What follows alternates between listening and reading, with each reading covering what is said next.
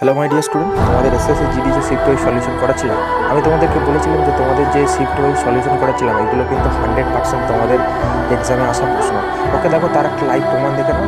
দীপজিৎ শাহ বলে একটা ভাই কী বলছে না, এই কোশ্চেনগুলো একদম ঠিক ভাইটা এক্সাম দিয়েছিল 9 মে ফার্স্ট শিফটে, একদম ভাই সেম টু সেম এসেছিল। ঠিক আছে, তো ভাইকে বলবো অসংখ্য ধন্যবাদ ভাই।